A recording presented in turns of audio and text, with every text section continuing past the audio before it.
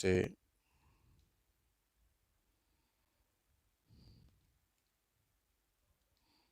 अब ओके, अब सही है, ठीक है। तो अपन जो बात कर रहे हैं अभी, अपन जो बातचीत करेंगे, आज की जो हेडिंग है अपनी, वो हेडिंग है पोटेंशियल एनर्जी। हालांकि लास्ट टर्न पर भी इसकी अपन ने बात की थी, अगर आपको याद हो तो we have discussed of potential energy की बात की थी। और उस पोटेंशियल एनर्जी में केवल एक ही एनर्जी की हमने बात की थी।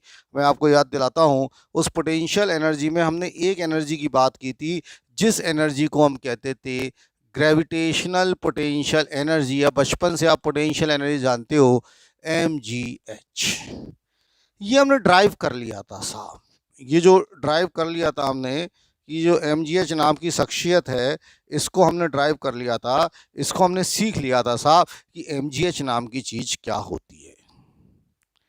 ऐसा मैंने आपको सिखा दिया था, और मेरा ऐसा मानना है कि ऐसा आप सब लोगों ने भी सीख लिया था। एक मिनट रुको, अब ठीक है।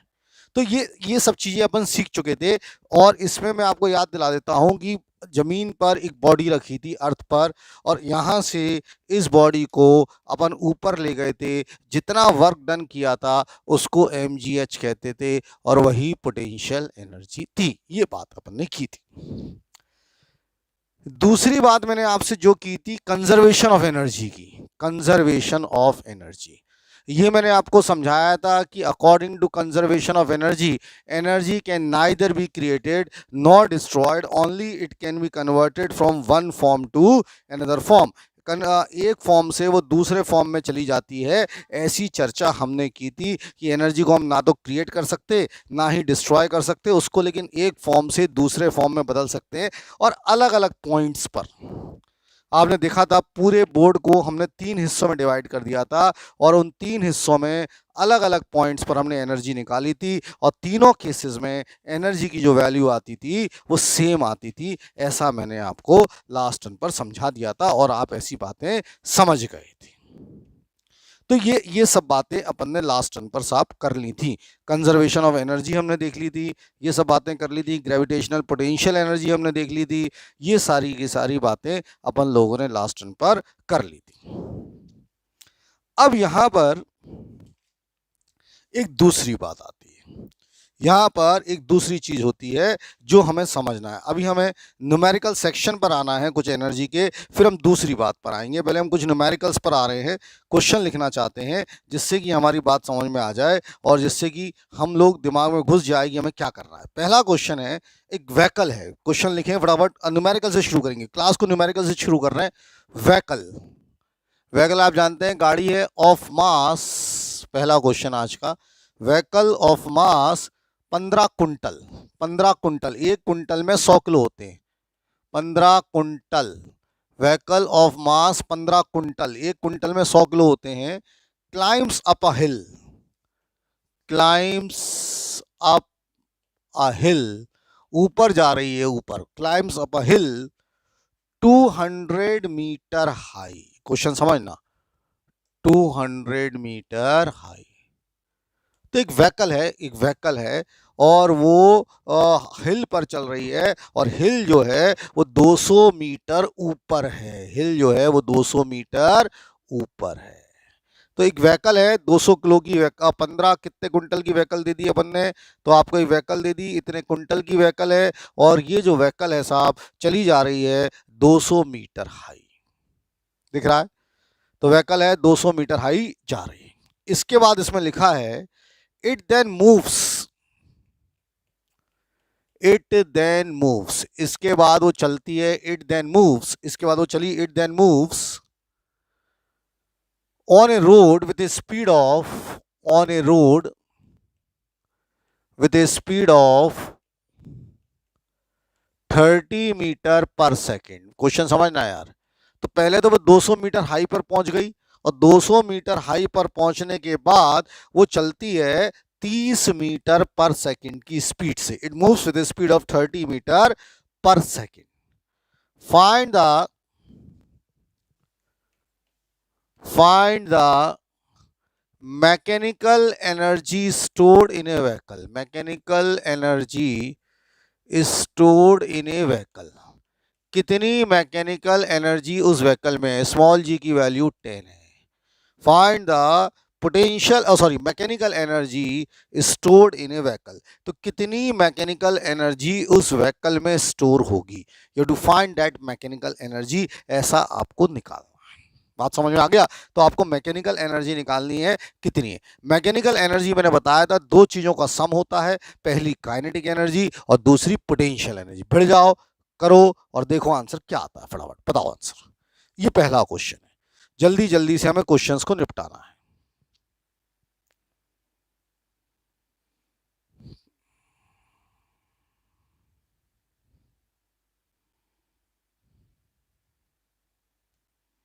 चलिए देखें कितने बच्चों का आंसर आता है फटाफट।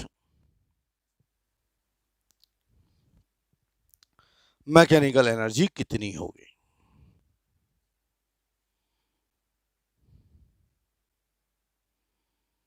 चलिए निकालिए मैकेनिकल एनर्जी, कैसे उसके अंदर निकलेगी। जल्दी जल्दी आ जाओ, बताओ कितनी मैकेनिकल एनर्जी उसके अंदर होगी। क्या आंसर आ रहा है देखते हैं।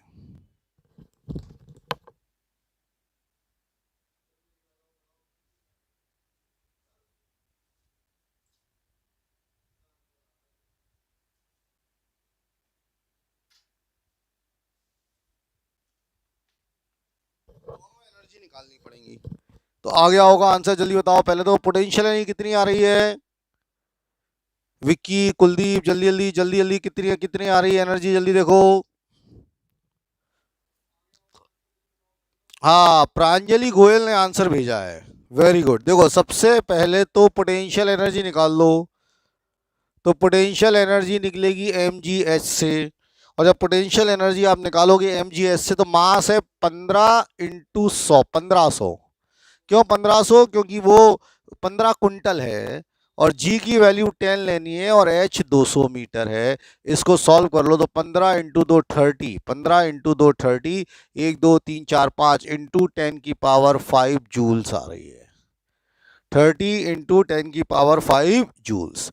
अब काइनेटिक एनर्जी निकाल लो हाफ mv² से, तो ये हो जाएगा हाफ इंटू 1500, और वेलोसिटी 30 थी, 30 का स्क्वायर, तो ये हो जाएगा 1500 इंटू हाफ इंटू ये 30 का स्क्वायर कितना होता है? 900। इसको मल्टीप्लाई कर लो तो 450 आ जाएगा। तो 1500 इंटू 450 निकाल लो कितना आता है फटाफट। तो 1500 इंटू 450 कर लीजिए, कितना आंसर आ रहा है जल्दी से बताओ। 1500 इंटू 450, ये आ जाएगा आंसर 67500। 67500 इतना आ रहा है, ज़्यादा नहीं आ रहा है, 67500 आ रहा है साहब। ठीक है, 45 इंटू 67500, 1500 150 है, ये 1500 करना है, तो 67500 आ रहा होगा, 67500 आ रहा है। तो टोटल एनर्जी चाहिए आपको, तो जो टोटल एनर्जी मिलेगी वो होगी पोटेंशियल प्लस काइनेटिक। पोटेंशियल कितनी है? 30, 1 2 3 4 5, प्लस काइनेटिक यानी कितनी है? 675 1 2 3, जोड़ लो इसको, कितना कितना आ रहा है? 1 2 3 675, तो 3675 1 2 3 जूल्स आ रहा है। और ऐसा आंसर सबसे पहले मुझे 30 नहीं आएगा, 36 आएगा। शिवानी बेटा आप अपने आंसर को चेक करो, ये 36 आएगा, गड़बड़ है। और आयुषी बेटा आपका भी आंसर गड़बड़ है, आयुषी आप भी चेक करो, तो इतना आएगा। सबसे पहले प्रांजलि ने आंसर दे दिया था गोयल ने, जो कि बिल्कुल सही था। जल्दी से करना शुरू कर देंगे फटाफट, ठीक है, तो फटाफट करना शुरू कर दें। तो ये क्वेश्चन सबको आ गया, अब बताओ जल्दी, ऐसे क्वेश्चन सीख गए क्या? ऐसे क्वेश्चन कर लोगे क्या? अभिषेक मिश्रा बेटा आपका आंसर गलत आ रहा है, बताओ जल्दी, ऐसे क्वेश्चन कर लोगे क्या? जल्दी बताओ, कर लोगे क्या? फटाफट कर पाओगे क्या? जल्दी बताओ, कर लोगे? यस और नो जल्दी तो बताओ यार, जिससे आगे बढ़े। यस और नो जल्दी बताओ, कर पाओगे? कोई दिक्कत तो नहीं है? चलो मैं दूसरा क्वेश्चन दे रहा हूं, आज सारे कोशिश करेंगे कि पोटेंशियल यानी कि अपन क्वेश्चन सीख जाए। कैलकुलेट द, लिखो क्वेश्चन, कैलकुलेट द क्वेश्चन लिखो, कैलकुलेट करना, लिखो calculate the velocity, calculate the velocity of the bob of simple pendulum। Question समझना, calculate the velocity of bob of simple pendulum, calculate the velocity of bob of simple pendulum at its mean position, at its mean position. Question समझना यार, question लिखते भी चला करो। Calculate the velocity of bob of simple pendulum at its mean position if it is able to rise, if it is able to rise, if it is able to rise of height 10 centimeter, if it is able to rise up to height 10 centimetre, small g की value फिर 10 है। अब देखो question क्या है, मैं समझा रहा हूं। Calculate the velocity of the Bob of simple pendulum. बात समझना, ये सिंपल पेंडुलम आप जानते हैं सभी लोग, ऐसा कोई नहीं है जो सिंपल पेंडुलम नहीं जानता हो। तो ये सिंपल पेंडुलम लटका है यहां पर हवा में, बोर्ड पर सुनो, ये है, ऐसा क्वेश्चन है। और इसकी कुछ वेलोसिटी होगी, ये ऐसे कुछ वेलोसिटी से चल रहा होगा, चलते चलते ये यहाँ पहुंच गया, यहाँ आ गया। कितनी हाइट पर पहुंच गया ऐसा उसमें लिखा है। ये हाइट जो इसने राइज कर ली वो 10 सेंटीमीटर है। क्वेश्चन की महत्ता को समझो, मैंने क्वेश्चन समझाने की कोशिश की। यहां से सिंपल पेंडुलम चल रहा था v वेलोसिटी से, मान लो इसका मास m था और ये चल रहा था। अब आप मुझे बताओ, जब ये चला यहाँ से तो इसकी स्पीड कितनी हो, इसकी वेलोसिटी कितनी हो, कि कितनी हाइट कवर कर ले, 10 सेंटीमीटर की हाइट कवर कर ले। तो इसमें law of conservation of energy लगेगा। कैसे लगेगा? Energy can neither be created nor destroyed. ऐसे सोचो, जब ये चल रहा होगा, जब ये चल रहा होगा तो कौन सी एनर्जी होगी? Kinetic energy. और जब ये हाइट एच पर पहुंच गया, रुक गया, तो उसमें कौन सी एनर्जी होगी? Potential energy. तो हाइट पर पहुंचा कैसे? ये काइनेटिक एनर्जी कन्वर्ट हुई किसके अंदर? पोटेंशियल एनर्जी के अंदर। तो law of conservation of energy से kinetic energy must be equal to potential energy कर दीजिए, दोनों को बराबर कर दीजिए। और जैसे ही दोनों को बराबर करोगे वेलोसिटी आ जाएगी। दिमाग लगाओ, फटाफट करो question. Put kinetic energy is equal to potential energy. फटाफट करो।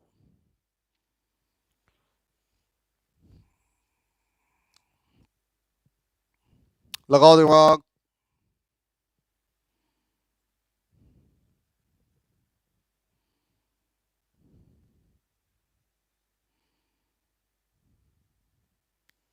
चलो, क्या ही सारे बच्चों का आंसर आ गया।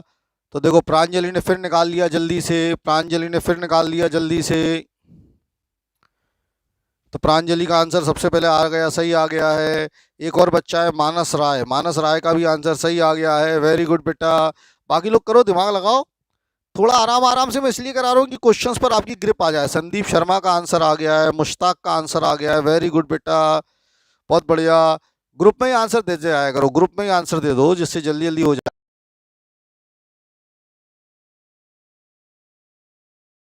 एनर्जी कितनी होगी? Half mv square.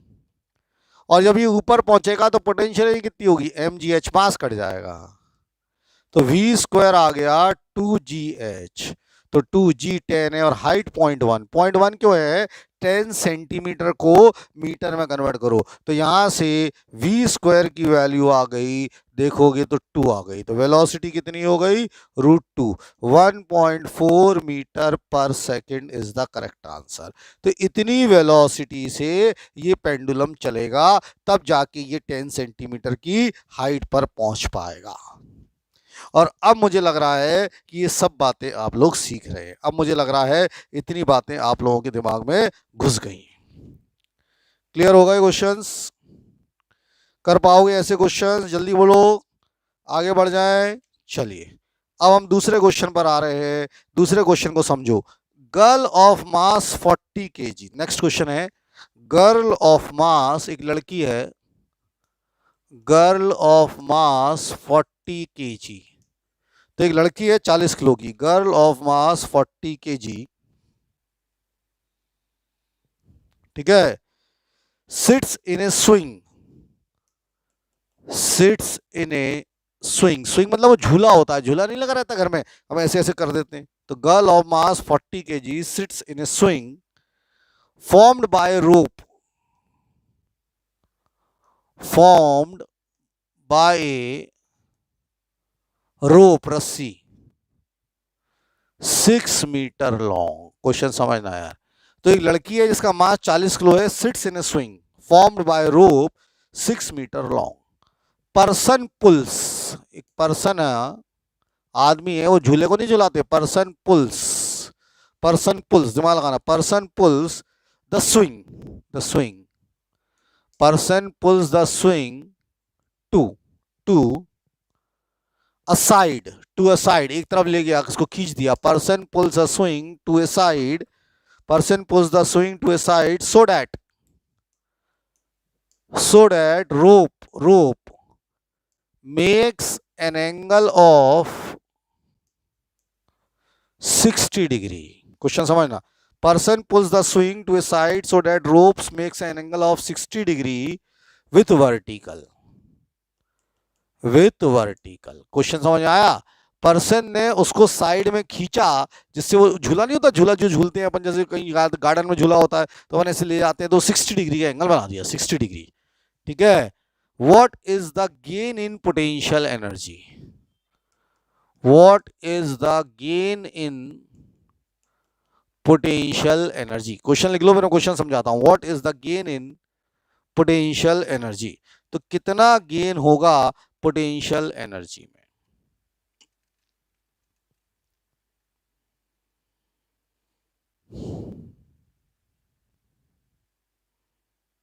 What is the gain in potential energy. अब मैं इस क्वेश्चन को समझाने की कोशिश करता हूं।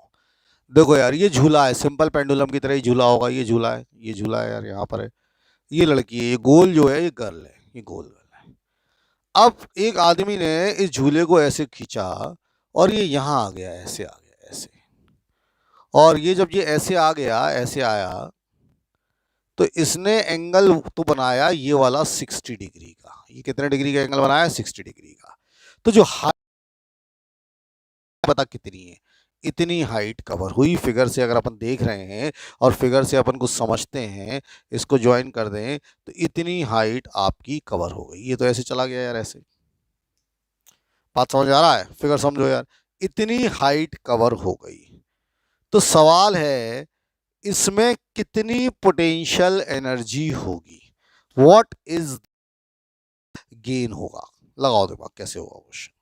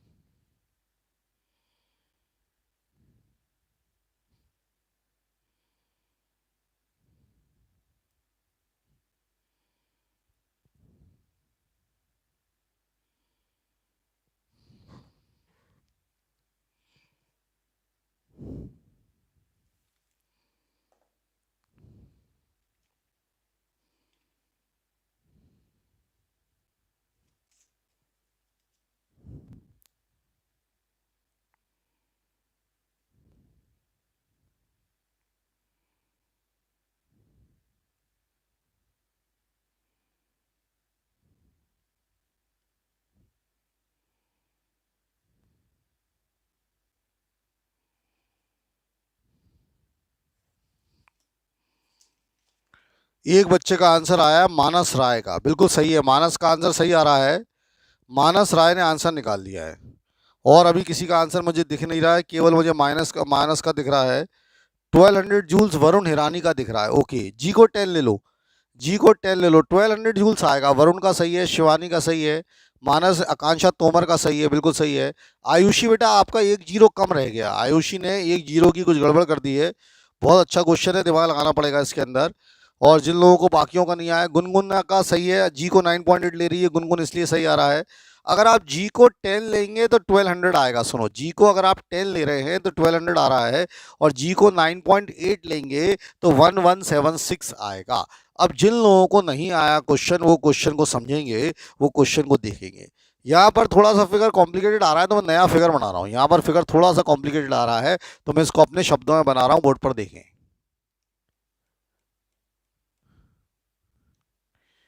ये आपका पेंडुलम था, सभी बच्चे समझते हैं।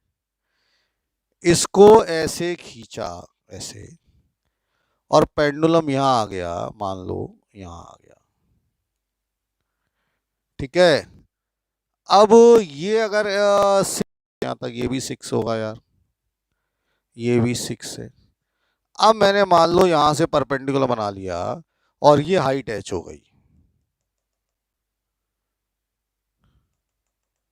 तो कितनी हाइट राइज हो गई, एच, ये हाइट एच हो गई। फिगर समझ आई, ये हाइट एच हो गई, ठीक है, इतनी हाइट एच हो गई। ये वाला एंगल 60 डिग्री दिया है, इसको नाम दे दो, इसको नाम दे दो, मान लो अलग अलग नाम दे देते हैं अपन अभी इसको नाम दे देते हैं ओ ए बी, इसको बी नाम दे देते हैं, है ना, ओ ए बी। तो ये जो है ये 6 माइनस एच होगा, क्योंकि ये भी एच होगा। देखो फिगर समझो, जिनको नहीं आया, अपन ने फिगर बनाया यहाँ से, तो अपन ने ट्राइंगल को नाम दे दिया ओ ए बी, ये एंगल 90 डिग्री का होगा, ये एंगल 90 डिग्री है। अब देखो क्या हो रहा है, हाइट निकालनी है अपन को, हाइट नहीं पता, ये हाइट निकालनी है, बात को समझो। क्योंकि हाइट आ जाएगी तो पोटेंशियल एनर्जी आ जाएगी डायरेक्ट mgh। तो सारा खेल किसका है, हाइट निकालने का है। तो सारा खेल जो है वो अपन हाइट निकालना है। तो अब अपन क्या करेंगे, हाइट निकालने के लिए क्या किया है, यहाँ से cos 60 निकालो, इस ट्राइंगल से cos 60। cos 60 होता है बेस अपॉन हाइपोटेन्यूज, ऐसा होता है। cos 60 हाफ होता है, cos 60 हाफ। ये परपेंडिकुलर होगा फिगर से, वैल्यू है 6 माइनस एच, और वो 6 है। क्रॉस मल्टीप्लाई कर लो, तो जब अपन इसको क्रॉस मल्टीप्लाई करेंगे, इसका मल्टीप्लाई इधर और इसका मल्टीप्लाई इधर करेंगे, तो इधर हो जाएगा 6 और ये हो जाएगा 12 माइनस 2h। ये हो जाएगा 6 और इधर हो जाएगा 12 माइनस 2h। इसको भी इधर ले जाओ, तो 6 माइनस 12 आया माइनस 2h, ये माइनस 6 होगा, ये माइनस 2h। अब ये माइनस माइनस कट जाएगा, 2 3 या 6 होते हैं, तो हाइट की वैल्यू आ जाएगी 3 मीटर। बात को समझो, हाइट कितनी आ गई, 3 मीटर। अब जैसी आपकी हाइट आ गई, पोटेंशियल एनर्जी क्या होती है, mgh होती है। मास आपको दिया है 40, जी की वैल्यू अगर अपन 10 ले लेते हैं, और हाइट आपने निकाल ली 3, तो 1200 जूल्स आंसर आ रहा है। और अगर मान लीजिए आप जी की वैल्यू 9.8 लेंगे, तो 1176 आंसर आएगा। इसको फटाफट चेक कर लो, और जल्दी से मुझे बताओ देख के कि इतनी बातें समझ में आ रही हैं। अगर इतनी सब बातें समझ में आ रही है, तो व्हाट्सएप ग्रुप में यस लिखें, जिससे अपन आगे की बातों पर काम करेंगे, जल्दी से देखेंगे, फास्ट।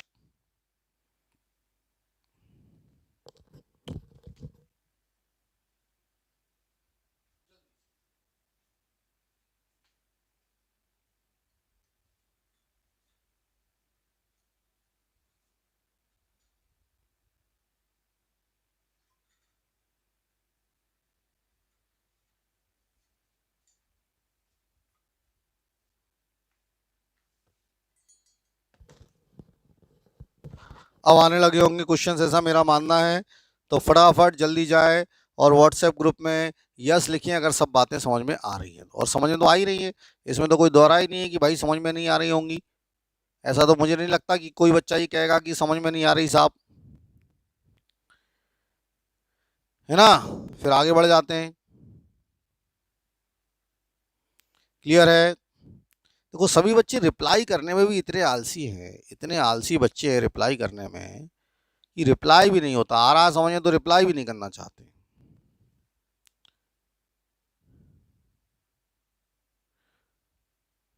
चलिए,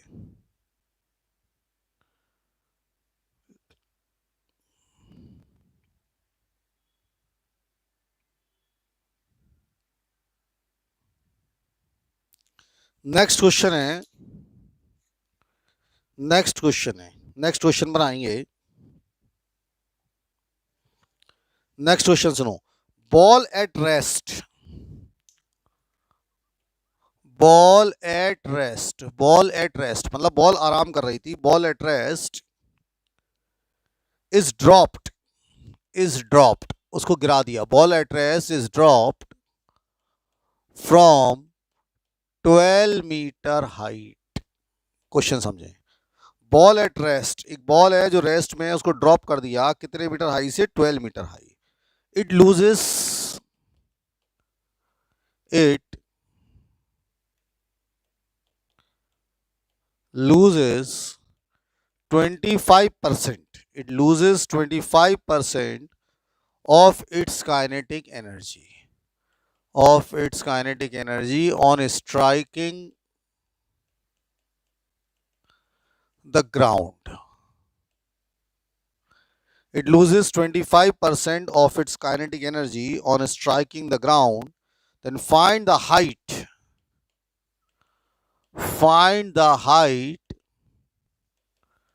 to which it bounces back. Says find the height to which it bounces back. And where is the lost kinetic energy gone? एक मिनट होल्ड करना है। Where is the lost kinetic energy gone? जो kinetic energy loss हुई वो कहां चली गई, ये समझाना है। तो ट्राई दिस क्वेश्चन, एक मिनट ले लीजिए।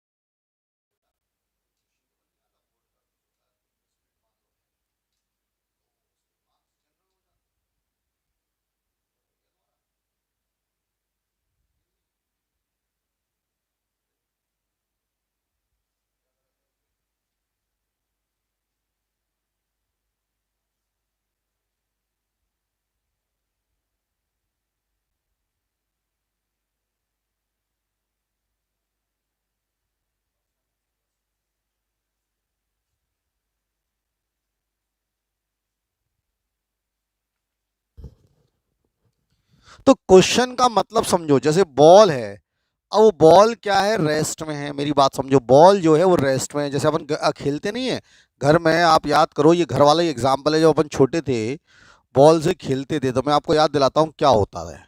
जब अपन बॉल से खेलते हैं तो जैसे बॉल को अपन ने ऊपर से हाइट से गिराया, तो जब बॉल नीचे जाती तो उतनी हाइट तक वापस नहीं आती, कुछ कम हाइट तक आती है। तो क्वेश्चन में लिखा है कि बॉल को ऊपर से गिराया 12 मीटर हाई से, उसकी 25% एनर्जी लॉस हो गई, काइनेटिक एनर्जी। तो वो कितनी हाइट तक वापस आएगी ये आपको बताना है ना, ये आपको समझाना है कितनी हाइट तक वो वापस जा रही है। लगाओ दिमाग, कौन कर पाएगा इस क्वेश्चन को? जल्दी देखें फटाफट। वरुण का आंसर बिल्कुल सही है। Very good Varun, Varun very good बेटा। वरुण ने 1 मिनट में आंसर निकाल लिया। वेरी गुड वरुण,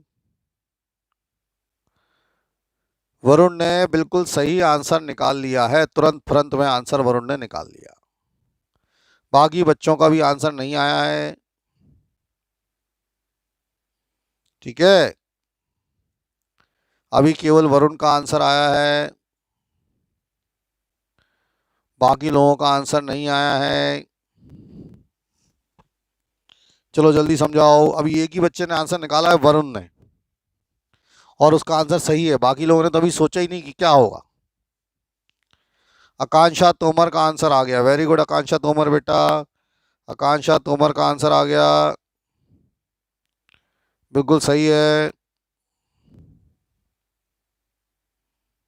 मानस राय का आंसर आ गया, बिल्कुल सही है। मानस बेटा लगे रहो, मानस राय का आंसर आ गया, वेरी गुड बेटा।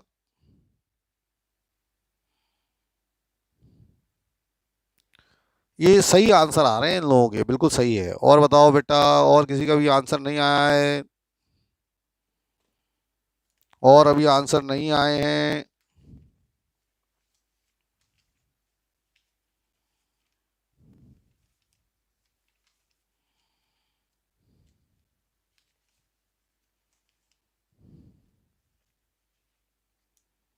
दिया रमतानी का आंसर आ गया। वेरी गुड बेटा, दिया बिल्कुल सही है तेरा। दिया रमतानी का आंसर सही है।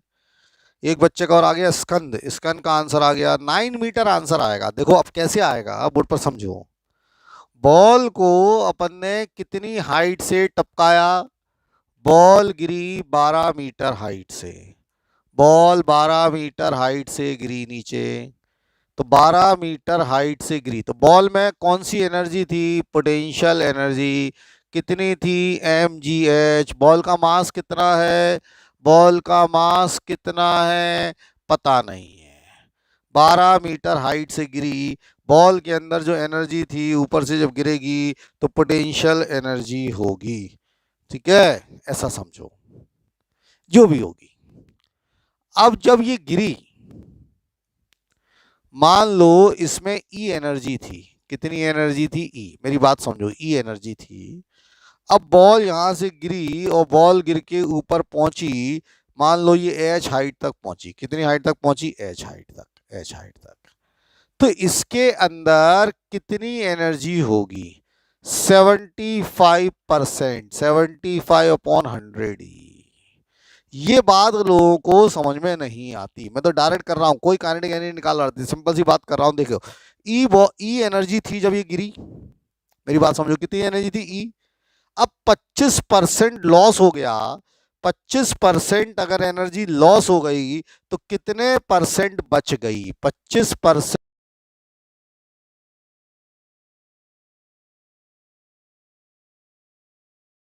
इस हाइट पर पहुंचेगी तो 75% होगी।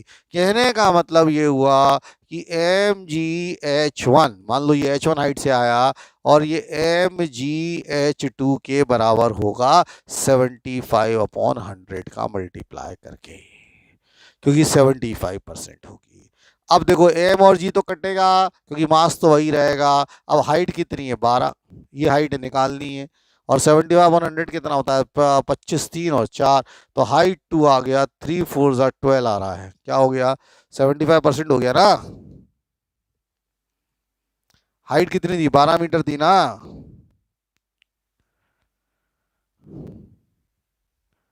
तो क्या गड़बड़ क्या हो गई यार ये? नहीं नहीं, रुक जाओ, कुछ गड़बड़ हो गई। 1 मिनट रुक जाओ।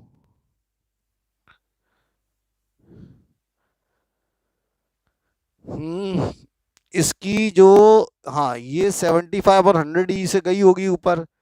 ये एच डैश मान लो। हाँ, गड़बड़ हो गई यार, रुको रुको रुको रुको, गड़बड़ क्या हो गई समझा रहा हूँ।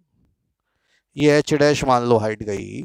तो इसकी पोटेंशियल एनर्जी थी, पहले पोटेंशियल एनर्जी थी mgh1, यानी mg × 12। और अब जो पोटेंशियल एनर्जी 2 है वो हो गई mgh डैश। और जो पोटेंशियल एनर्जी 2 है वो 75% होगी पोटेंशियल एनर्जी 1 की। अपन ने पहले स्टेटमेंट गलत लिख दिया था भाई। पहले पोटेंशियल एनर्जी कितनी थी? mgh, जो भी थी 12। और अब कितनी हो गई? mgh dash. तो ये जो वो जो दूसरी वाली एनर्जी है, पहले का कितना परसेंट है? 75%। तो इससे निकालो। अपन ने वैल्यू वैल्यूज गलत रख दी थी। mgh डैश 75/100 और mgh। अब यहां से mg कट जाएगा और h की वैल्यू 12 है। तो ये हो जाएगा 3/4 इंटू 12।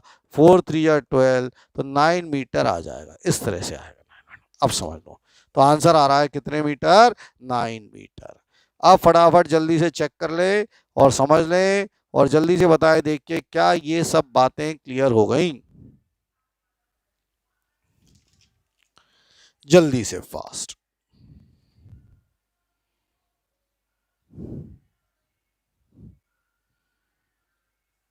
तो यहाँ तक की बातें आप लोगों को समझ में आ गई होंगी।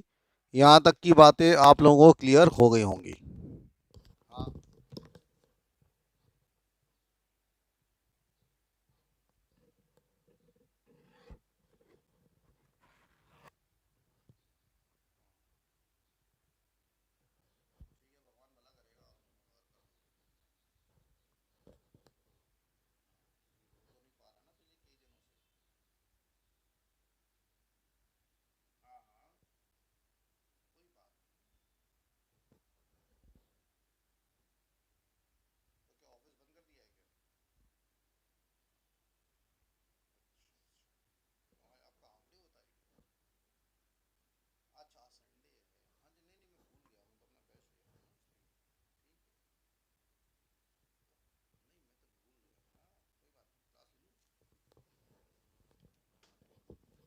चलिए, तो इतनी बात आपको समझ में आ गई होगी, इतनी बातें आपके दिमाग में फीड हो गई होंगी। तो ये था एक जनरल डिस्क्रिप्शन जिसमें हमने बात की काइनेटिक एनर्जी की, जिसमें हमने बात की ग्रेविटेशनल पोटेंशियल एनर्जी की, जिसमें हमने बात की law of conservation of energy की, कि एनर्जी एक फॉर्म से दूसरे फॉर्म में कन्वर्ट होती है। अब मैं बात कर रहा हूं, लिखो, पोटेंशियल एनर्जी ऑफ स्प्रिंग। हम स्प्रिंग की चर्चा कर रहे हैं। अब हम चर्चा कर रहे हैं पोटेंशियल एनर्जी ऑफ स्प्रिंग की। अब हम बातचीत कर रहे हैं पोटेंशियल एनर्जी ऑफ स्प्रिंग की, बातचीत कर रहे हैं स्प्रिंग के अंदर कौन सी एनर्जी होती है उसकी बातचीत कर रहे हैं। तो पहले मैं उसको समझाने की कोशिश करूंगा, आप पहले समझने की कोशिश करेंगे। मान लो यहां से एक स्प्रिंग बंधी हुई है, ये एक स्प्रिंग बंधी हुई है, बोर्ड पर देखना यार, और इनफैक्ट ये स्प्रिंग ये यहां पर इस पर रखी हुई है प्लेटफॉर्म पर, और इस प्लेटफॉर्म से एक मास बंधा हुआ है ऐसा, ठीक है। अब मैंने क्या किया, इसी प्लेटफॉर्म से जो ये स्प्रिंग थी इसमें इधर फोर्स लगाया, ऐसे फोर्स। तो क्या होगा यार, जब मैं फोर्स लगाऊंगा तो स्प्रिंग खींचेगी। देखो ये स्प्रिंग खींची, फोर्स लगाया तो मैंने देखा स्प्रिंग खिंच गई। बोर्ड पर देखो यार, ऐसे स्प्रिंग खिंच जाती है। बोर्ड पर देखना, तो स्प्रिंग यहाँ आ गई यार, बोर्ड पर देखो यहाँ आ गई। अब ये कितना आगे आ गई, जरा अपन ये समझे, यहाँ से ये इसका आगे वाला और ये आगे वाला, तो ये इतना आगे निकल आई। तो कितना खिंच गई, एक्स खिंच गई। ये अपनी नॉर्मल पोजीशन में रखी थी, ये अपनी नॉर्मल पोजीशन में रखी थी। मैंने जब इस पे इधर फोर्स लगा दिया एफ, तो ये ऐसे एक्स खिंच गई, दिख रहा है, ऐसे एक्स खिंच गई। ये मालूम है आपको, बात समझ में आई? तो बोर्ड पर समझे, जब ये स्प्रिंग्स होती हैं इस तरह से रखी होती है, बोर्ड पर ध्यान देना है, बोर्ड पर समझने की कोशिश करना है, और स्प्रिंग को हम खींचते हैं, तो स्प्रिंग को खींचने में वर्क करना पड़ेगा। स्प्रिंग को जब अपन खींचेंगे तो वर्क करना पड़ेगा। अब आपने महसूस किया होगा, जितने बच्चों ने बचपन में स्प्रिंग के साथ खेला है, अगर आपने स्प्रिंग को खींचा है, जैसे मान लो इस दीवार से, सामने वाली दीवार से एक स्प्रिंग बंधी है, मैं खींच रहा हूँ, ऐसे खींच रहा हूँ, तो जब मैं स्प्रिंग को ऐसे खींचता हूँ तो स्प्रिंग अपने ओरिजिनल शेप में आने की कोशिश करती है। स्प्रिंग मुझे ऐसे खींचती है, ऐसे ऐसे, ऐसा मुझे महसूस होता है। अगर मैं स्प्रिंग को ऐसे खींच रहा हूँ तो मुझे ऐसा महसूस होगा कि मुझे स्प्रिंग इधर खींच रही है, यानी स्प्रिंग वापस अपने ओरिजिनल शेप में आने की कोशिश करती है। तो स्प्रिंग में अंदर से फोर्स लगता है, उस फोर्स को कहते हैं रेस्टोरिंग फोर्स, ये पता होना चाहिए, जिसके कारण स्प्रिंग अपने ओरिजिनल शेप में वापस जाने की कोशिश करती है, और इसका फॉर्मूला होता है माइनस के एक्स। यहाँ पर जो माइनस साइन आता है, ये माइनस साइन इसलिए आता है कि स्प्रिंग वापस अपने शेप में जा रही है, अपनी तरफ खींच रही है, इसीलिए माइनस साइन आता है। और यहाँ पर के को, यहाँ पर ये जो के है, इसको स्प्रिंग कांस्टेंट कहते हैं। स्प्रिंग का कांस्टेंट होता है, उस के को स्प्रिंग कांस्टेंट कहते हैं। कुछ बुक्स ने फोर्स कांस्टेंट भी कहा है, बुक्स की मर्जी। तो अपन को एग्जाम में स्प्रिंग कांस्टेंट आ जाए या फोर्स कांस्टेंट आ जाए, ये होता है। ये फोर्स जो होता है माइनस के एक्स, इसको कहते हैं रेस्टोरिंग फोर्स। और जो वर्क डन करना पड़ता है, अभी खींचोगे तो वर्क करना पड़ेगा, और वो वर्क जो करना पड़ता है वो एनर्जी के फॉर्म में स्टोर्ड हो जाता है, और उसका फॉर्मूला होता है हाफ के एक्स स्क्वायर। दिमाग में रखना है, हाफ के एक्स स्क्वायर। के क्या चीज़ है, स्प्रिंग कांस्टेंट है, एक्स क्या चीज़ है, डिस्प्लेसमेंट है। तो जो हम खींचते हैं स्प्रिंग को, डायरेक्ट अपन को दिमाग में रखना है, जो स्प्रिंग को हम खींचते हैं, तो खींचने में जो वर्क करना पड़ता है वो वर्क स्टोर हो जाता है एनर्जी के फॉर्म में, और उस एनर्जी का जो नाम होता है उसको पोटेंशियल एनर्जी ऑफ स्प्रिंग कहते हैं, और उसको पोटेंशियल एनर्जी ऑफ स्प्रिंग कहते हैं। इसका मतलब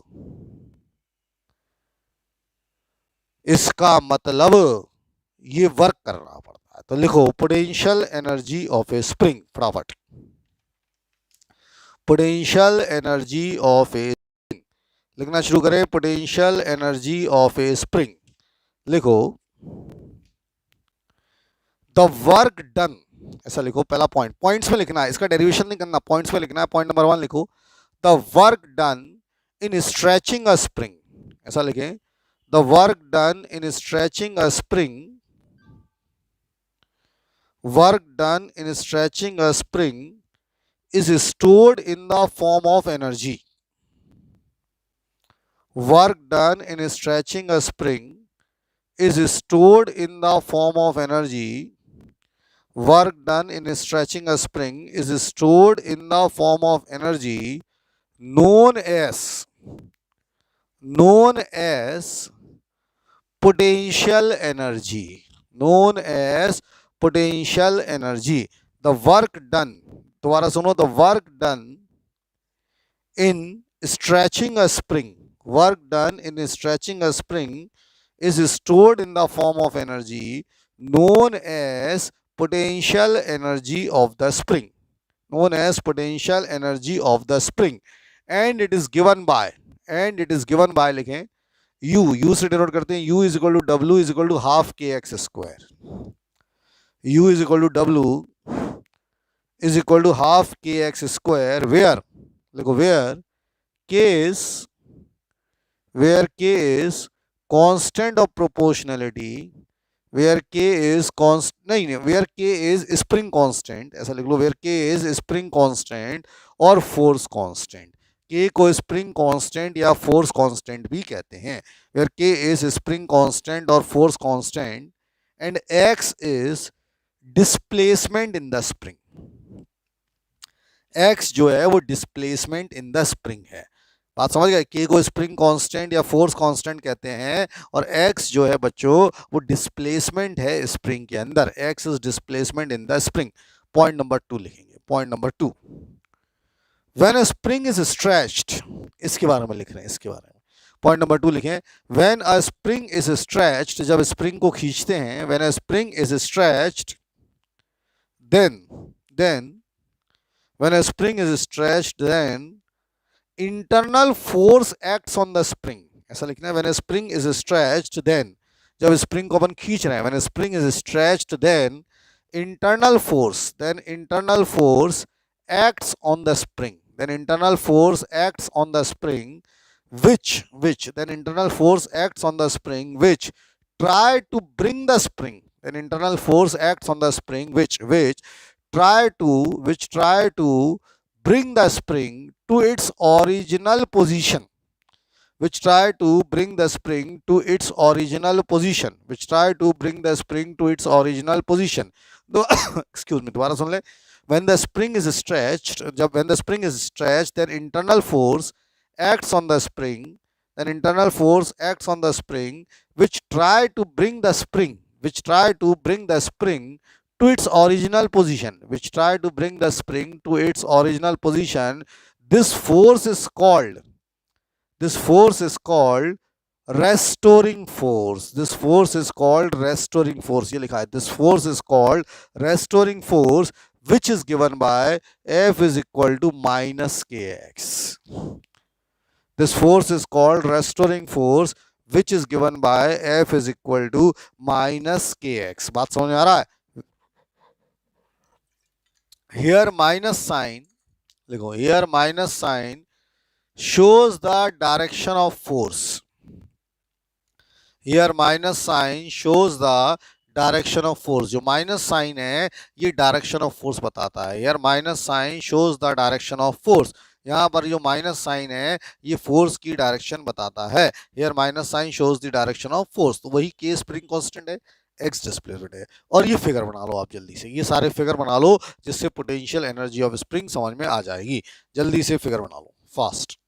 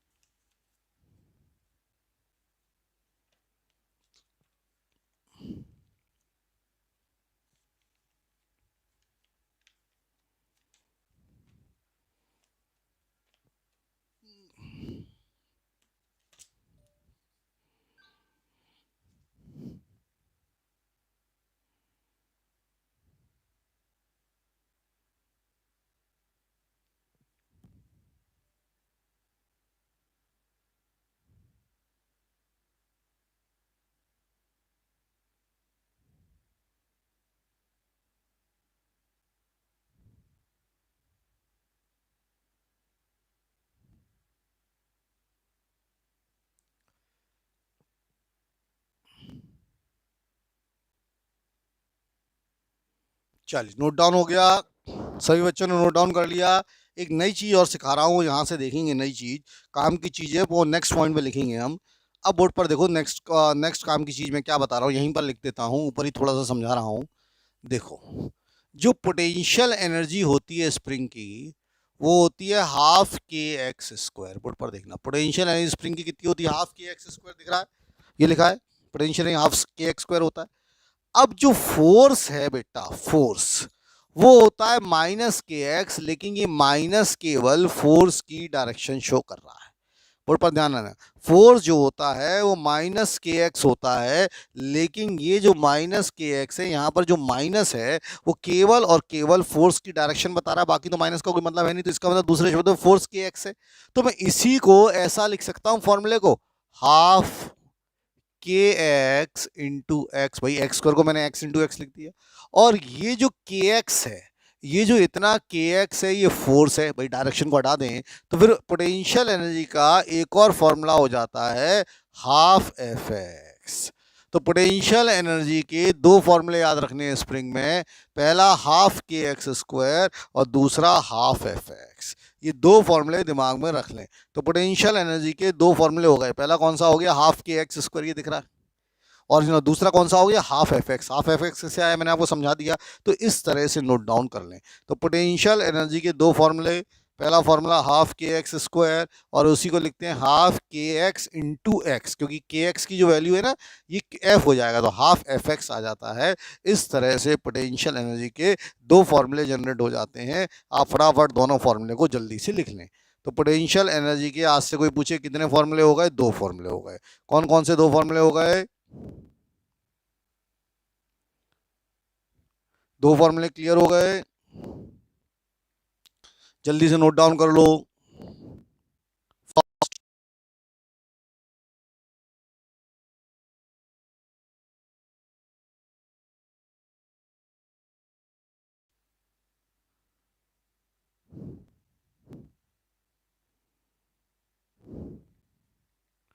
कर लेंगे इतना, इतनी बात सीख गए, तो ये सब पोटेंशियल एनर्जी के फॉर्मूले क्लियर हो गए। अब जल्दी बताओ, यहाँ तक की बातें क्लियर हो गई क्या?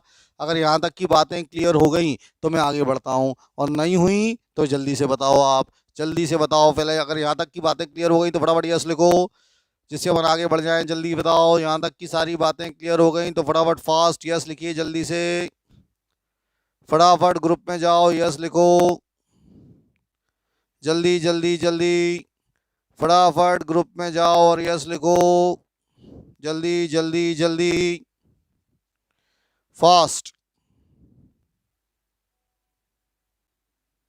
फास्ट फास्ट फास्ट फास्ट,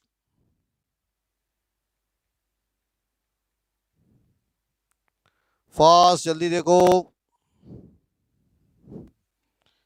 जल्दी। यहां तक की बातें समझ में आ गई क्या? कर लोगे? अब कुछ क्वेश्चंस करा रहा हूं, ध्यान से सुनिएगा। चलो कुछ क्वेश्चंस पर आते हैं, कुछ क्वेश्चंस को समझते हैं। पहला सवाल है आज का, स्प्रिंग का पहला क्वेश्चन है, देखिए कितना है। टू स्प्रिंग्स, क्वेश्चन देखना पहला, टू स्प्रिंग्स, पहला question, two springs of spring constant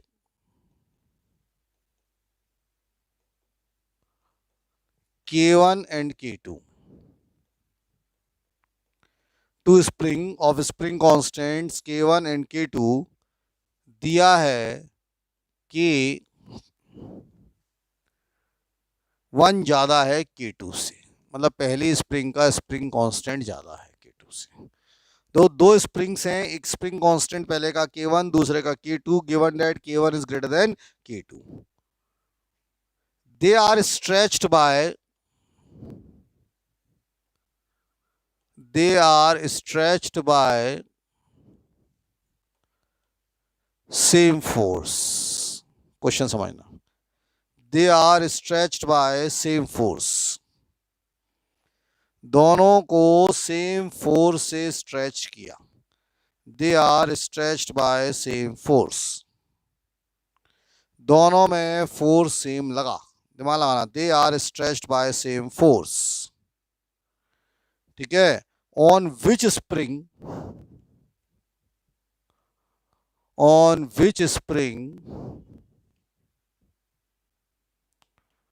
more work is done, दिमाग लगाना, on which spring more work is done.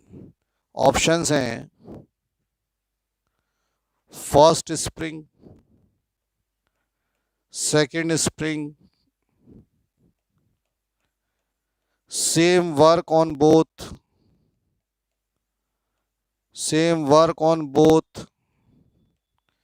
Information is incomplete, और फॉर्मेशन इज इनकम्प्लीट। आराम से, किस स्प्रिंग पर ज्यादा काम होगा? जल्दबाजी में आंसर नहीं देंगे, नहीं तो गलत हो जाएगा। आराम से आंसर देना है, सोच सोच के आंसर देना है।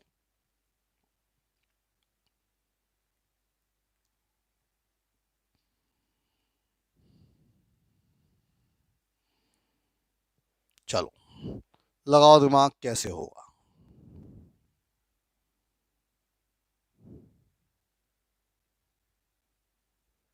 फटाफट। रुद्र ने आंसर दिया है, अभी बाकी लोगों ने नहीं दिया, तो अभी रुद्र ने आंसर दिया है।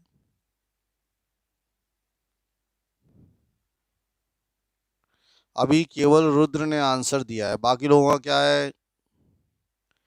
क्वेश्चन रिपीट कर दे बेटा, क्वेश्चन तो बेटा बोर्ड पर है, संभव जैन बेटा, कि दो स्प्रिंग्स हैं, spring constant K1 K2, K1 बड़ा है K2 से, उनको सेम फोर्स से खींचा, दोनों को सेम फोर्स से खींचा, किस स्प्रिंग पर ज्यादा काम करना पड़ेगा? वरुण हिरानी और शिवानी धाकड़ कह रहे हैं बी, सेकंड स्प्रिंग पर। ओके, बाकी लोग आंसर बताओ जल्दी से, क्या है, सोचो, किस स्प्रिंग पर ज्यादा काम करना पड़ेगा? आकांक्षा तोमरी बॉम्बे कह रही है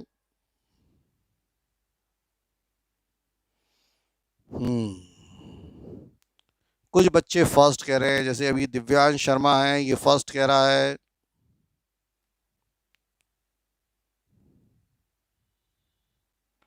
दिव्यांश शर्मा फर्स्ट कह रहा है।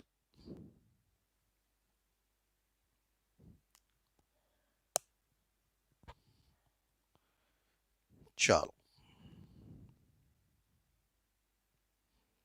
अब कैसे होगा देखते हैं। फर्स्ट है या सेकंड है, इसको समझना जरूरी है, आंसर जरूरी नहीं है, आंसर क्या है ये जरूरी नहीं है, लेकिन समझना जरूरी है। सेम फोर्स उसमें लिखा है, तो इसका मतलब वर्क डन का फॉर्मूला लगाएंगे हाफ Fx, ये फॉर्मूला लगाएंगे, क्योंकि सेम फोर्स की बात कर रहे हैं। तो मुझे बता, W1 अपॉन W2, बोर्ड पर देखना क्या होगा, half F1 x1 upon half F2 x2। ये देखो, वर्क डन का फॉर्मूला अपन हाफ Fx लगाएंगे। अब करीब करीब सभी के आंसर आ गए, बोर्ड पर चेक करो, अभी मैंने आंसर बताया नहीं सही क्या है, अभी तो बता रहा हूँ। हाफ Fx, तो W1 अपॉन W2 क्या हो गया, हाफ F1 x1 पहले वाले का और हाफ F2 x2। अब यहां से जो कैंसिल हो रहा है वो हाफ जा रहा है और F1 F2 जा रहा है। कुछ बच्चों के दिमाग में आ रहा होगा, सर F1 F2 क्यों जा रहा है? F1 F2 इसलिए जा रहा है, F1 F2 इसलिए जाएगा, F1 F2 इसलिए जाना पड़ेगा क्योंकि फोर्स सेम है, उसमें लिखा है। तो W1 अपॉन W2 आ गया x1 upon x2, W1 upon W2 आ गया x1 अपॉन x2।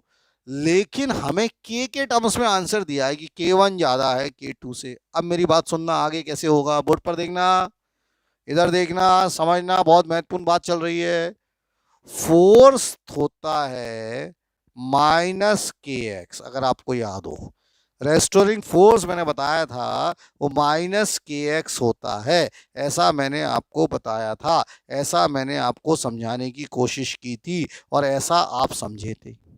ऐसा होता है ना, फोर्स होता है माइनस KX। अब इसका मतलब F1 is equal to F2 था, F1 is equal to F2 है, फोर्स सेम है, F1 इज इक्वल टू उसमें F2 लिखा है, इसका मतलब क्या हुआ, इसका मतलब हुआ -k1x1 is equal to -k2x2। बात समझो भाई, इसका मतलब यही तो हुआ, f1 is equal to f2, तो -k1x1 is equal to -k2x2, तो माइनस कट जाएगा। इसका मतलब क्या हुआ, k1/k2 is equal to x2/x1। इसका मतलब तो यही हुआ कि k1/k2 x2/x1 है। यहां पर x1/x2 था, तो यहां से x1/x2 कितना आएगा, उल्टा कर दो, समझो कितना महत्वपूर्ण क्वेश्चन था। तो ये आया k2/k1। बात को समझो, यहां से x1/x2 कितना आया, k2/k1, इसको धर दो k2/k1। बात समझो कितना शानदार सवाल था, इसको धर दिया k2/k1। अब k2 बड़ा है k1 से, कहां लिखा है ऊपर देखो, k2 बड़ा है k1 से। k1 बड़ा है कि k2 बड़ा है, सॉरी क्या बड़ा था, k1 बड़ा है k2 से, सॉरी ओके, k1 बड़ा है, सॉरी सॉरी सॉरी उल्टा हो गया, k2 छोटा है, k2 छोटा है k1 से। इसका मतलब W1 छोटा हो गया किससे, W2 से। तो सेकंड वाले पर ज्यादा काम होगा, तो सेकंड स्प्रिंग बॉम्बे आंसर आएगा। मेन बात ये नहीं थी कि आंसर क्या है, मेन बात थी कि आंसर आया कैसे। तो देखो कितना सिंपल सा क्वेश्चन था, दो स्प्रिंग थी, एक का स्प्रिंग कांस्टेंट k1 था, दूसरे का स्प्रिंग कांस्टेंट k2 था। दोनों को k1 ज्यादा था, सेम फोर्स से स्ट्रेच किया, तो किस पर ज्यादा काम करना होगा, यानी किसकी एनर्जी ज्यादा होगी। तो मैंने कहा वर्क हाफ एफ एक्स होता है, ये लगाया हाफ की एक्स, क्यों नहीं लगाया, क्योंकि फोर्स की बात कर रहे थे। तो फोर्स सेम हो तो W1/W2 half F1x1 half F2x2। तो ये F ये कट गया, x1/x2 आ गया। अब x1/x2 जब आया तो फोर्स क्या था, -kx, F1 is equal to F2 था, तो -k1x1 is equal to -k2x2, समझो। तो यहां से माइनस माइनस कट गया, तो k1/k2 आ गया, x2/x1, तो x1/x2 कितना है, k2/k1, यहाँ रख दो यार। तो इस तरह से W1 छोटा आया W2 से। जल्दी से इस क्वेश्चन को समझो, बताओ समझ में आया कि नहीं आया। अगर आ गया तो यस लिखो, फिर उसका दूसरा क्वेश्चन दूंगा, दिमाग लगाना उसमें जल्दी।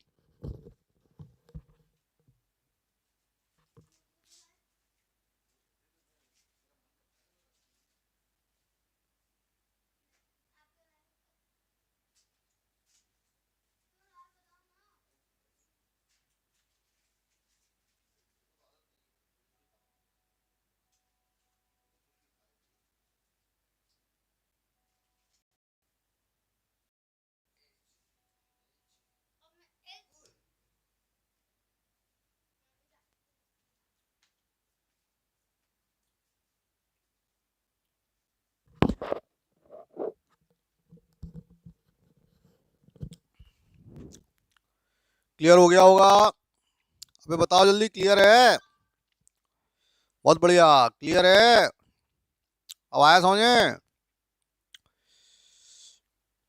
कर लोगे, चलो नेक्स्ट क्वेश्चन पर आते हैं।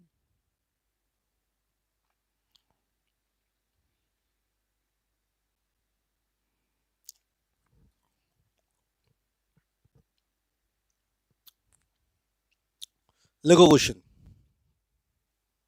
अब ये क्या हो गया, नेक्स्ट क्वेश्चन पर आएंगे, दिमाग लगाना।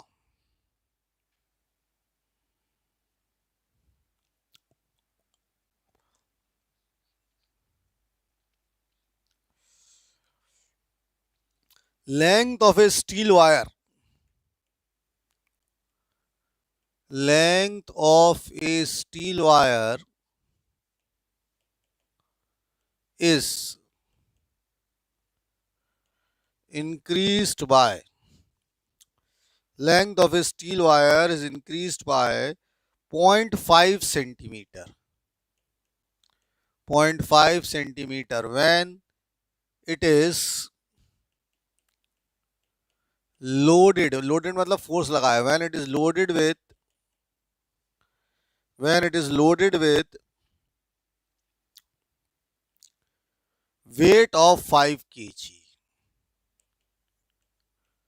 weight of 5 kg। मेरी बात सुनना, स्प्रिंग हो या वायर एक ही माना जाता है, क्वेश्चन ये था कि length of steel wire is increase, मतलब स्प्रिंग एक तरह से वही है 0.5 centimetre when it is loaded with a force of 5 kg। Calculate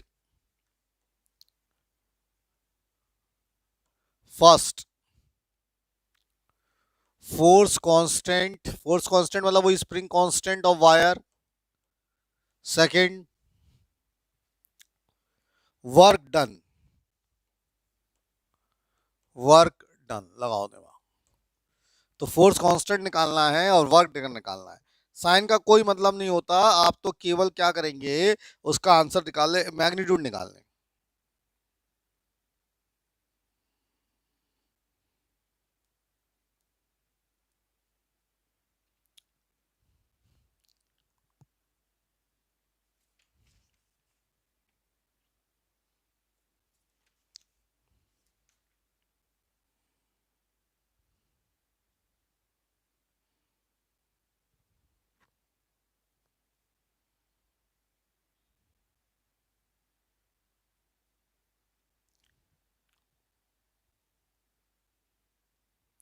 Pranjali ने निकाला है 1000। प्रांजलि बेटा 1000 गलत है, एक आध जीरो कम रह गई आपकी। जरा चेक करो, प्रांजलि ने कुछ गड़बड़ कर दी है, हालांकि वो लड़की अच्छी है, आंसर आ जाता है, अभी कुछ गड़बड़ हो गई उससे। बाकी लोग करो।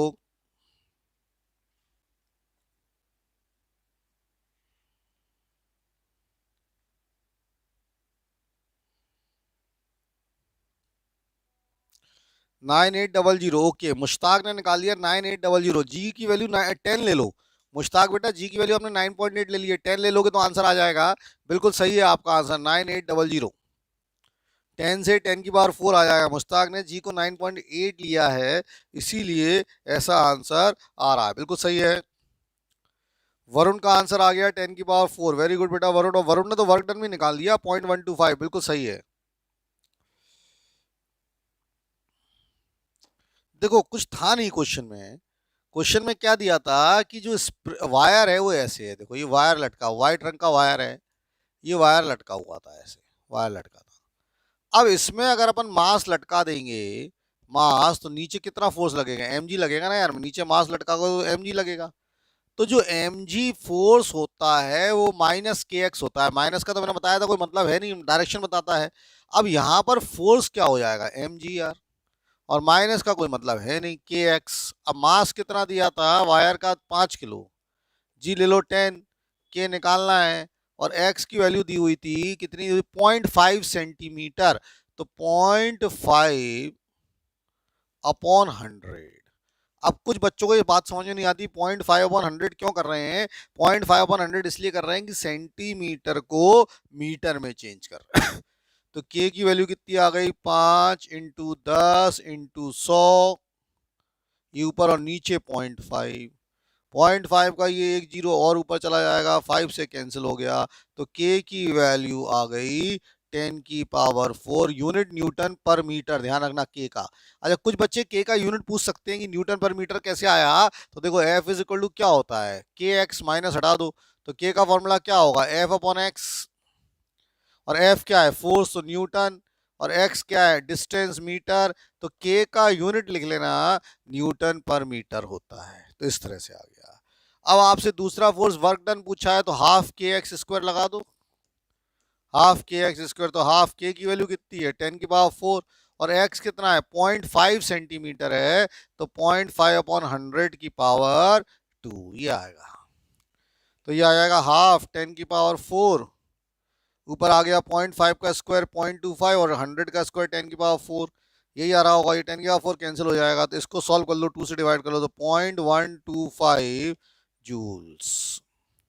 इस तरह से ये क्वेश्चन आएगा। अब चेक करो जरा, ये बातें समझ में आ रही हैं कि नहीं आ रही हैं, फटाफट देखो। तो इस तरह से ये क्वेश्चन आ जाएगा, इस तरह से इन सब चीजों को करना है। तो देखो बच्चे क्या लिख रहे हैं, देखते हैं। कई सारे बच्चों ने निकाल लिया था, कांशा का आ गया था, ओके बेटा कर ले। अब सामने बताओ, ठीक है।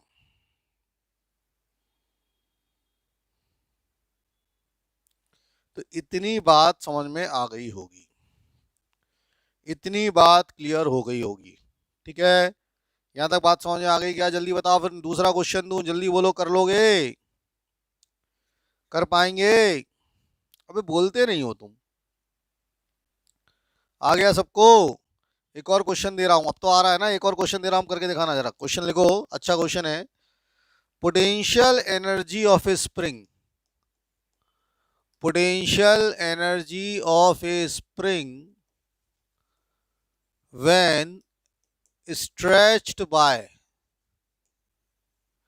potential energy of a spring when stretched by a distance x is 10 joules. Question समझना। Potential energy of a spring when stretched by a distance x, जब उसको स्ट्रेच किया डिस्टेंस x से तो वो 10 जूल्स थी, is 10 joules. What is the amount of work done? What is the amount of work done? दिमाग लगाना। What is the amount of work done on the same spring? On the same spring. What is the amount of work done on the same spring to stretch it? To stretch it through an additional distance. दिमाग लगाना, जल्दबाजी मत करना। To stretch it through an additional distance of x. Options दिए 4। पहला option है 10 joule, दूसरा option है 20 जूल, तीसरा ऑप्शन है 30 जूल, चौथा ऑप्शन है 40 जूल। चलो दिमाग लगाना, आसानी से आसान नहीं है क्वेश्चन, थोड़ा सा दिमाग लगाना, गड़बड़ करोगे तुम।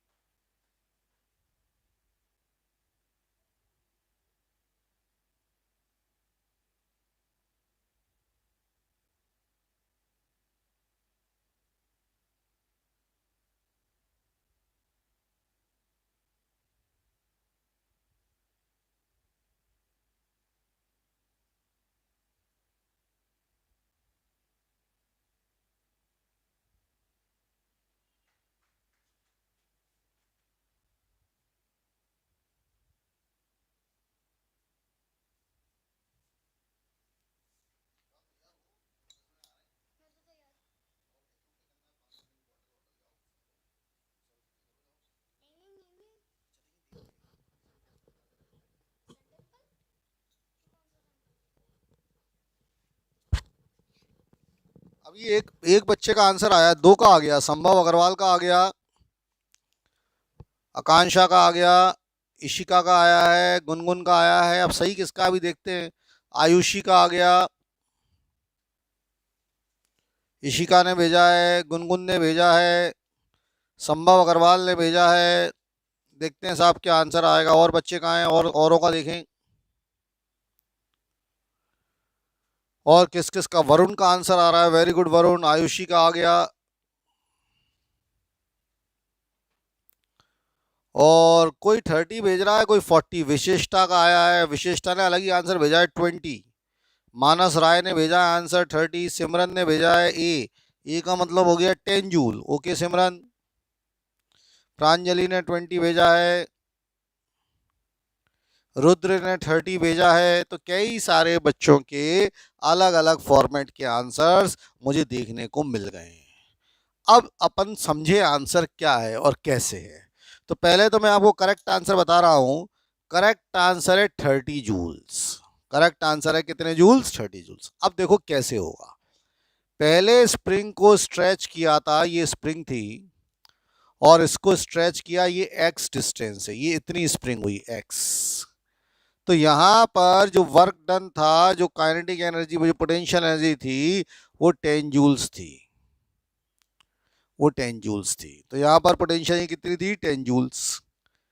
अब इससे आप के निकाल लो। के कैसे निकालोगे? पोटेंशियल क्या होती है? हाफ के एक्स स्क्वायर। ये 10 हो गई। एक काम करो, इसको इक्वेशन नंबर 1 दे दो। इसको इक्वेशन नंबर 1 दे दो। अब क्या हुआ? उसी स्प्रिंग को एडिशनल खींचा, मतलब x और x, तो कितना खींचा? 2x। बात को समझो। अब अपन कितना खींच रहे हैं? 2x खींच रहे हैं। अब अपन जो खींच रहे हैं वो कितना खींच रहे हैं? 2x खींच रहे हैं। तो वर्क डन जो होगा वो होगा हाफ के 2x का होल स्क्वायर, ये W2 होगा। ये वर्क डन 2 होगा। बात समझ रहे हैं? हाफ इंटू के इंटू 2x स्क्वायर, ये W2 होगा। अब इक्वेशन नंबर 2 को इक्वेशन नंबर 1 से डिवाइड कर दो। इक्वेशन नंबर 2 को इक्वेशन नंबर 1 से डिवाइड कर दो। 2 क्या है? हाफ के, और 2x का स्क्वायर हो गया 4x स्क्वायर। 2x स्क्वायर का हो गया 4x स्क्वायर। ये क्या है? हाफ के और x स्क्वायर। ये क्या है? W2। और ये क्या है? 10। बात समझो। अब हाफ के और x स्क्वायर तो कट गया, तो इधर बचा 4 और इधर बचा W2/10। तो यहां से W2 की वैल्यू 40 आ रही है। W2 की वैल्यू कितनी आ रही है? 40। बात को समझो। W2 की वैल्यू कितनी आ गई? 40 आ गई। बात को समझने की कोशिश करना। तो यहां से जो अपन ने W2 निकालने की कोशिश की, उसका आंसर जो आया, W2 जो आपने निकाला वो 40 आया। और आपको दिख भी रहा है कि W2 40 आ गया, ऐसा आप कह भी नहीं सकते। लेकिन 10 जूल्स तो अपन काम कर चुके हैं ना। We have already done how many joules of work? 10 joules of work is already done. तो रिमेनिंग वर्क, जो बचा हुआ काम है, वो कितना करोगे? भाई जो काम आप कर चुके वो तो कर ही चुके, वो रिमेनिंग वर्क पूछ रहा है, एक्स्ट्रा कितना काम करना पड़ेगा। तो टोटल 40 करना था, 10 आप कर चुके, तो बचा हुआ कितना काम आपको करना पड़ेगा? 30 जूल्स का काम आपको करना पड़ेगा। ये ऐसे क्वेश्चन समझने होते हैं, इन क्वेश्चंस को ऐसे देखना होता है। तो मुझे लग रहा है अब आपके दिमाग में ये बहुत ही तरीके से घुस गया होगा कि इन क्वेश्चंस को हम कैसे करेंगे।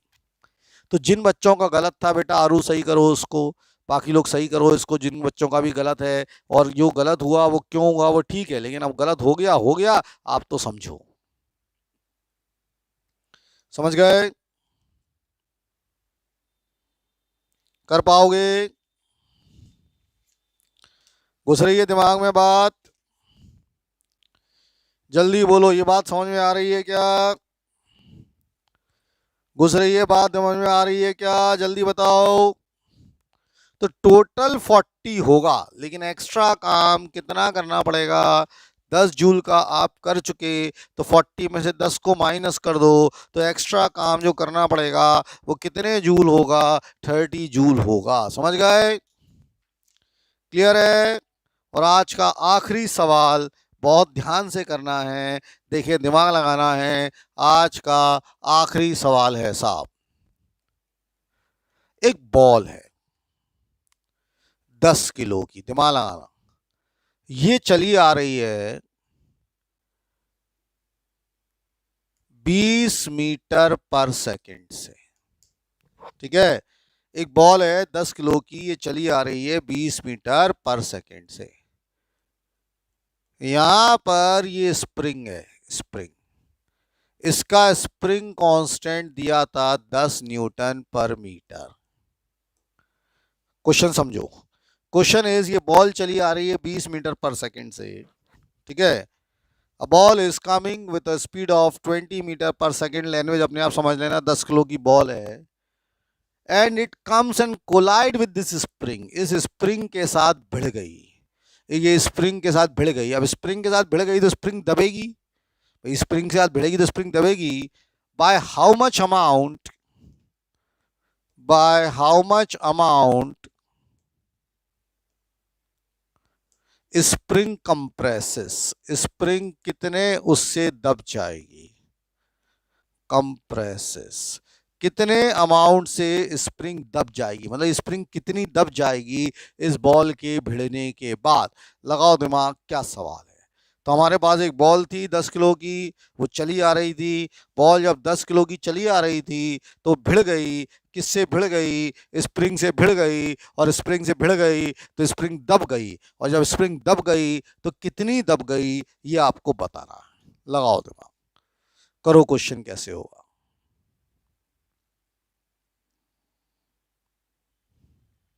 फटाफट, जल्दी से, फटाफट।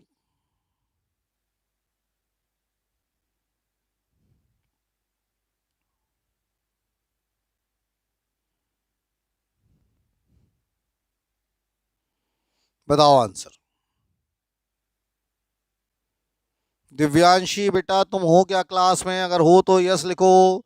दिव्यांशी स्वर्णकार, अगर आप क्लास के अंदर हैं तो फटाफट यस लिखें। बहुत दिनों से आपसे बातचीत मेरी नहीं हुई है। दिव्यांशी, मीनवाइल बाकी लोग क्वेश्चंस करो। दिव्यांशी अगर मेरा क्लास सुन रही हैं तो फटाफट यस लिखो। दिव्यांशी,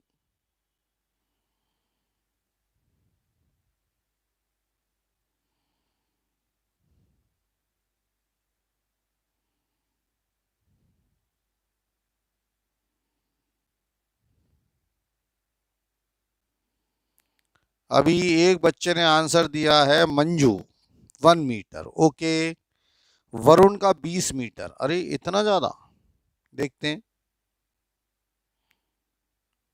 कितना वो कंप्रेस होगी। दिव्यांशी बेटा मेरी बात सुन रही है? Divyanshi Swarnkar, I think she is absent. Divyanshi present हो, एब्सेंट हो?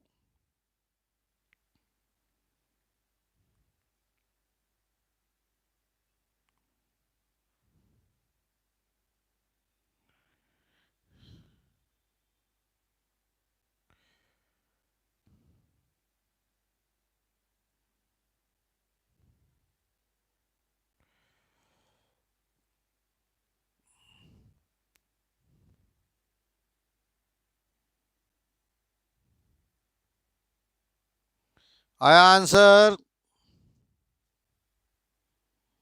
नहीं आया अभी तक, किसी का नहीं आया। कुछ बच्चों का 20 मीटर आ रहा है, कुछ का 10 मीटर आ रहा है, देखता हूं। इसी का 10 मीटर कह रही है। देखो क्या होगा, आप तो कंसेप्ट समझो, कितना होगा वो देखेंगे। मुझे बता, ये बॉल के अंदर कौन सी एनर्जी है? तो बॉल के अंदर काइनेटिक एनर्जी है। और बॉल घुस गई स्प्रिंग में तो स्प्रिंग दब गई। क्यों दब गई? क्योंकि इसकी काइनेटिक एनर्जी ने उसको दबा दिया। यानी kinetic energy of ball must be equal to potential energy of spring. इतनी बात समझ में आनी चाहिए। अब बॉल की एनर्जी क्या होगी? Half m v square.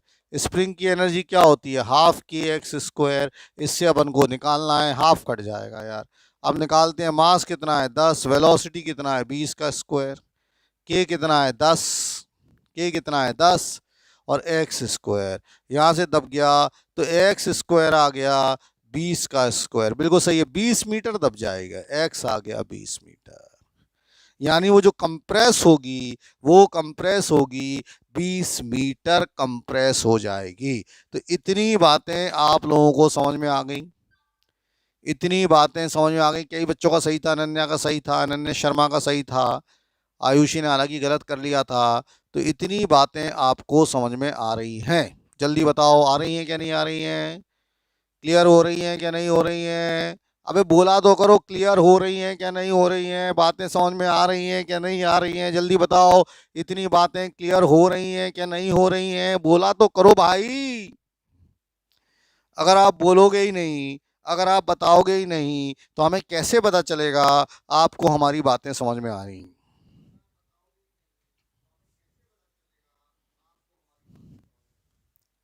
आ रही हैं भाई? फिर नहीं बोल रहे, फिर गायब हो गए। बड़े